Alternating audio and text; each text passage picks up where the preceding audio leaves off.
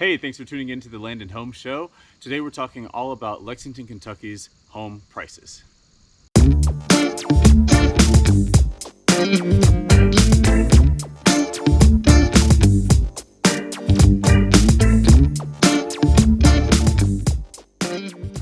Hi, I'm Stephen J.B. Davis, your land specialist and residential realtor. Almost forgot who I was for a second. I wanted to make this video to give you a market update about Lexington, Kentucky's home prices. We have just gotten through the third quarter of 2022, so we're going to start high level for like kind of the whole county and put some things in perspective for the year. Then we're going to compare quarter three of 2022 to what happened in quarter three for 2021. And then we're going to zoom down just a little bit further into kind of the highest demand type of home and what the stats look like for that. You may see Dusty, my little outdoor kitten, who's quickly becoming a cat. He killed a bird and I do not know where it is. There are feathers everywhere.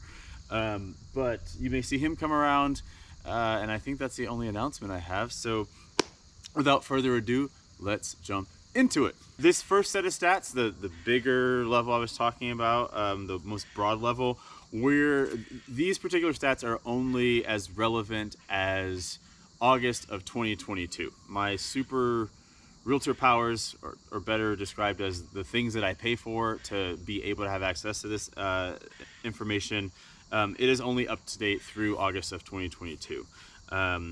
The rest of this video will be much more current through the end of September. But and then the last thing is that these are all for single family homes, just because that is by and large the most high demand type of home. So this is not about condos or townhouses. This is just single family homes for the whole video. But this first little set of stats is about as current as August 2022. And to start, we have about 0.9 months of inventory right now. And what that means is if nothing new came on the market, do not knock this camera over. Sorry. If no other homes came on the market, it would take 0.9 months, which I don't know. Let's see. How many days are there in a month? Let's say there are 30. So 3 times 9, 27 days. Everything would sell in 27 days is how inventory is calculated. Like if there's nothing new that comes on the market, you know, how long would it take? And so it would take 0.9 months for that to happen. That is a 7.29 decrease from last month. That is not from last month, from July, because this is all August stuff so far. But what is not atypical is a decrease, because as we get closer to the fourth quarter, and by the time we're actually in the fourth quarter here in Lexington, again, this is not about the nation or about the region or anything like that, but here in Lexington, we see the inventory decrease every single year. The third quarter, every single year, is the most profitable, most homes sold, everything happens in September and August. Sometimes September has more sales, sometimes August has more sales, but it's always going to be one of those 2 months. So going into the fourth quarter, it is not unusual to see less homes on the market as people are getting ready for school with their children. They move less, blah, blah, blah, blah, blah. So our biggest concentration of overall business, you know, it may be different realtor to realtor, but as far as our home market here in Lexington, that's how that inventory stat really relates to anything. So a decrease in inventory at this time of year is not unusual or really all that alarming. But 7.29% less inventory than the month before August, so July. By the end of August 2022, the median sold price was $305,000, which is a 3% decrease from about $314,000 and some change. I still don't understand the significance of a median price as a stat, but it seems that everyone from Freddie Mac to Fannie Mae to Bloomberg.com, like they all talk home stuff in medians. I prefer averages, but in any case, the median value right now is about $287,000. And if you zoom out to the last 12 months, that's a 16% increase. These are all, statistical estimations, of course. I don't do these estimations, but these are statistical estimations of an increase of 16%. So that's a pretty radical jump. Land doesn't typically jump that high in the by and large circumstances, but since COVID and because we had an inventory issue before COVID was a thing here in Lexington, 16% that's what it is. And then from the month before August, so July, there was a 0.3% increase from July to August in the estimated median home value. And then as far as how we compare to the rest of the United States, the median home value has gone up about 19.5%, whereas we're at 16% for the increase over the year. So Kentucky's a little bit behind, and if you're a buyer, that's a good thing in the sense that you can get more house for your money here, and that's typically been the case. That's why we keep seeing people come here from such faraway places. Dusty, don't get yourself stuck, dude. Okay, so that's big level.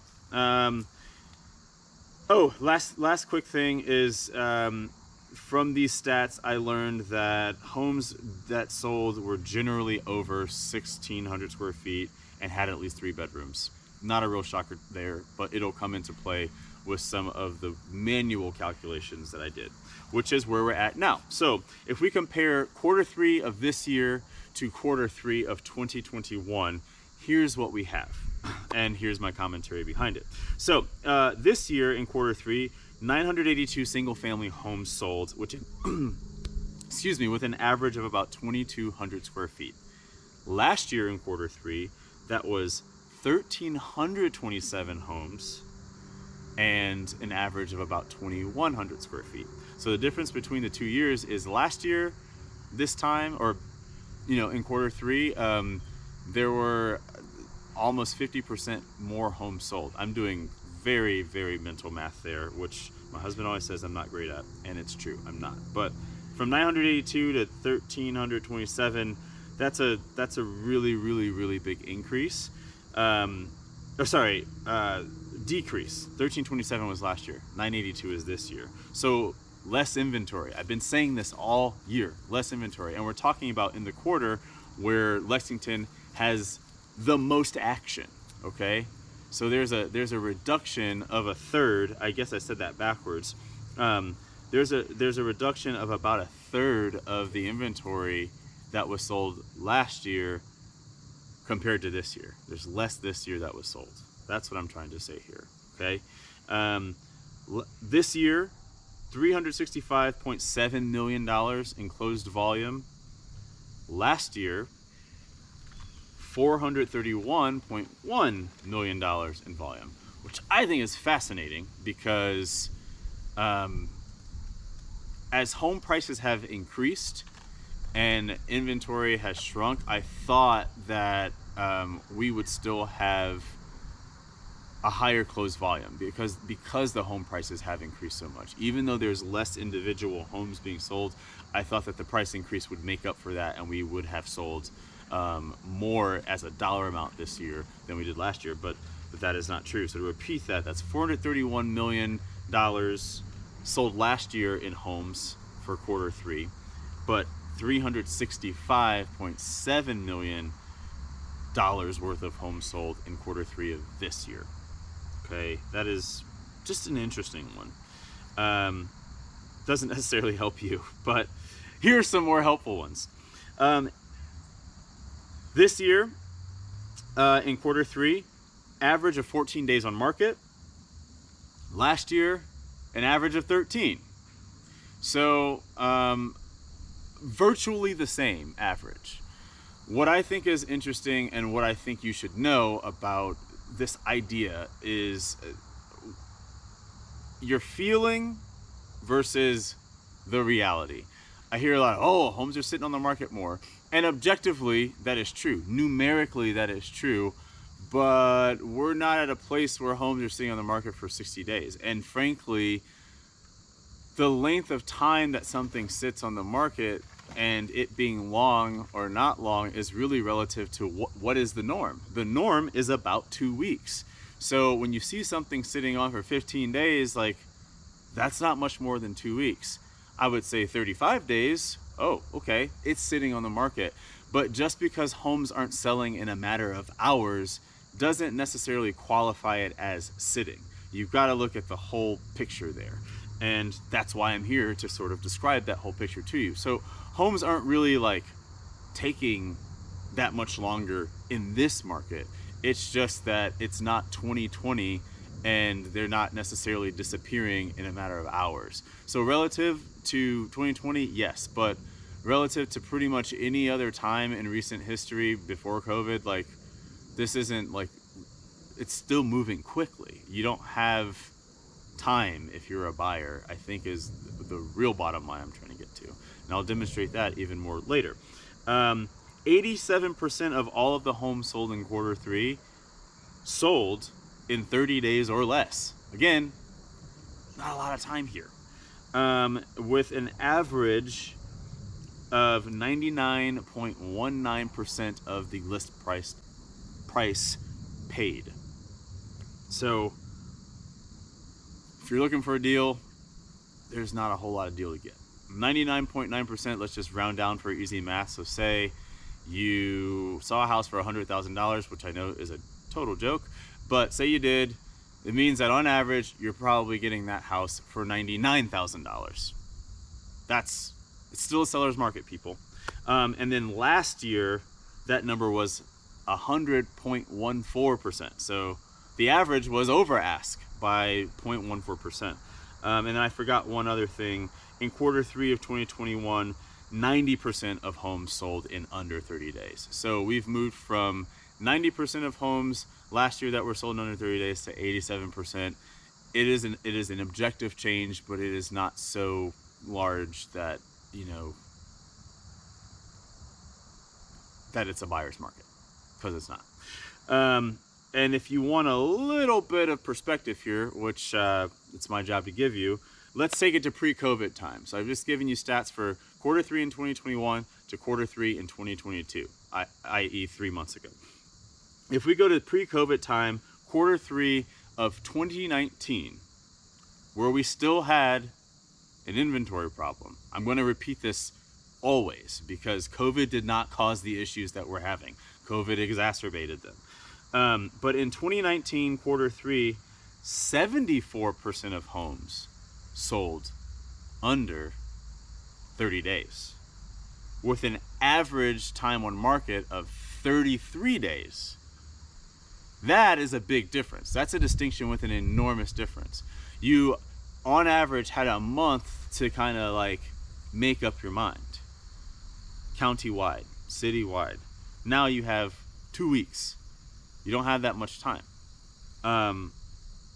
And wow, that's just crazy.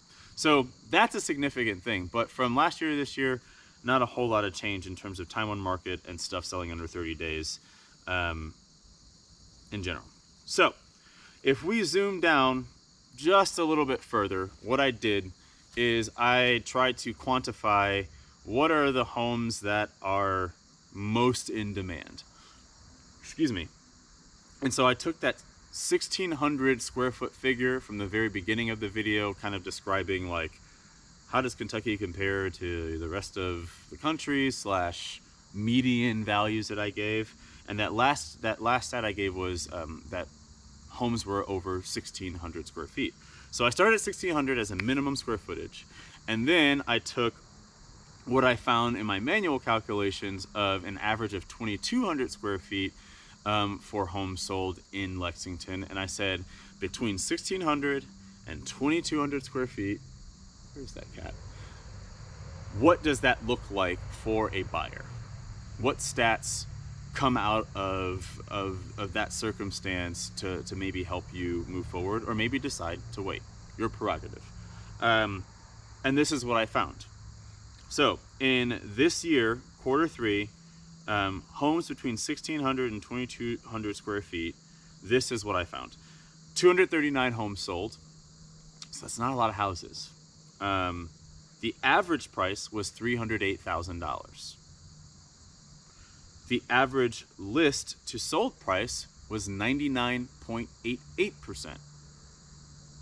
Now notice that is a higher figure than the all county figure I gave.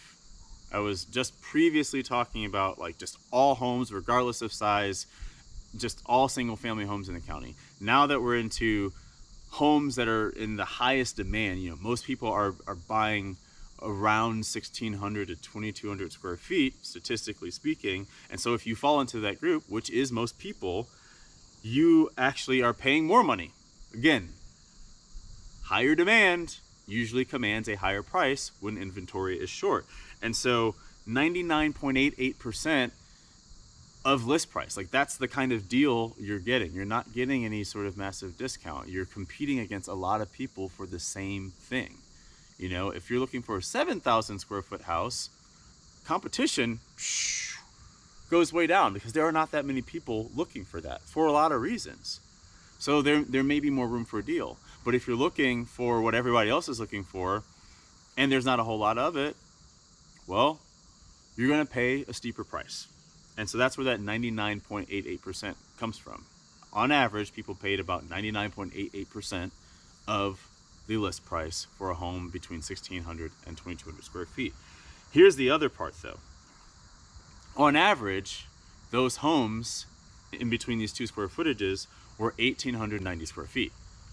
So to find something that was on the upper end of that square footage, you know, I don't have any like concrete data, but I'm betting if you got more square footage, you were probably getting a more dated home from an aesthetic standpoint, something that was older, maybe needed some work, maybe something that was further away from some conveniences or in a neighborhood that is transitioning from one thing to another. Like, you know, on average though, you're getting right about in the middle of the low end and the high end of that 1,600 and the 2,200.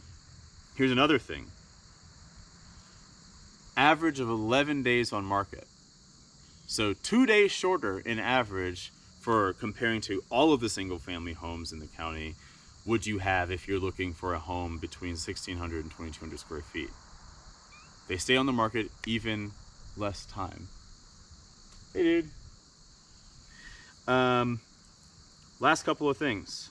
89% of the homes sold in 30 days or less. So to make that number real, what does 89% mean? That means 215 out of the 239 homes that were between 1,600 and 2,200 square feet, they sold in 30 days or less. And if we go back to the previous stat, the average is actually 11 days.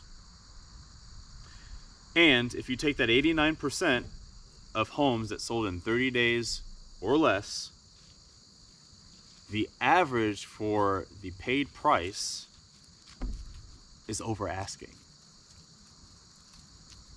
It's the same story, folks. It is a seller's market. So if you're looking for a home that everybody else is looking for on paper, we're talking about size, bedrooms. We're not talking about paint, that kind of thing, but size, bedrooms, bathrooms, that type of thing, the hard facts. Yes, that's my phone. It's all right. It's okay. It's okay. You're going to be in steep competition still. And as we go into the fourth quarter and first quarter, there will be even less to choose from, which, you know, it could bode well for you in the sense that maybe there are less buyers out there. But from an inventory standpoint, you have even less to choose from. But here's one more thing that I think is pretty, I think he's just now discovering his reflection or something. But the last thing here that I think should be pretty helpful is where you can find the biggest opportunity in inventory. And if you're from Lexington, these three places won't sound at all surprising. But if you're not, then I'm going to help you out where they are. So the third place where you're going to find the most inventory is in area code 40515. I live in that area code, or sorry, zip code.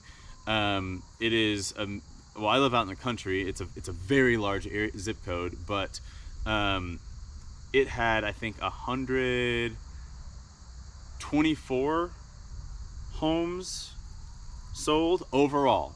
We're away from the 16 and 2200. This is just overall homes sold in Lexington. 124 of the what was it, 982 were sold here in 40515. 40515 is, if you think of Lexington as a clock, because the road system is a spoke system.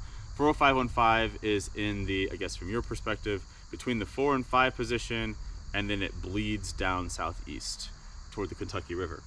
The second place that you would have found the best opportunity is in 40511, and that kind of stretches from, I'm trying to think from your perspective, that's from like the 11, I think that's about 11, I'm doing a clock backwards, to about 1. 40511 has Masterson Station, which I think I have a neighborhood tour of that particular subdivision. Massive, lots and lots and lots and lots and lots and lots of homes. So no surprise there. There are other homes there besides Masterson Station, but that's probably the neighborhood of note. And then the number one place where you're going to find the most inventory, I believe this had 175 homes sold this quarter, regardless of size, was 40509. 40509 encompasses Hamburg, which is basically like its own little town. Hamburg is on the east side of the clock, or the 3 o'clock position, to just maybe past the 4 o'clock position. Like it butts up against the area, the zip code that I live in, and that had, I think, 175 total units sold in 2022. So to wrap this all up, yes, the market has shifted, but it has not shifted in a way that makes it a buyer's market. It is still a seller's market here. The shift really has come in,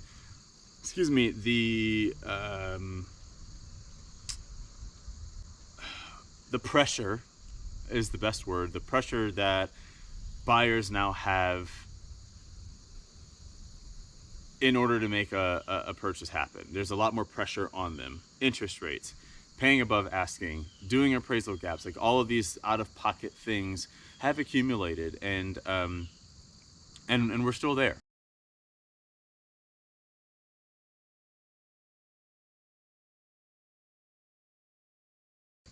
We are still there. I don't say that with happiness, because it means that a lot of people have to take a seat on the bench, and people need more space. Sometimes you need less space. I mean, everyone's circumstances are different, but it is where we are. And so you have to decide, like I always say, based on the reality of what's going on, how do you want to proceed? If you're proceeding with hope and proceeding with wishful thinking, you are going to likely proceed with a lot of disappointment. You either have to decide to play the game and get smart about how you play it, and where you can spend extra dollars or how you can write offers, or you don't participate. It's a seller's market through and through. I think it will be for a little while, like next few years, but I say that all the time, and I won't say any different until I see evidence to indicate otherwise. If you've got questions or you want some of these stats, you know where to find me. My information is down in the description box. You can email me, you can leave me a comment, and that is all I've got for you today. My cat's taking a nap now, right? But I wish you could see him. He's so freaking adorable. Anyway, peace.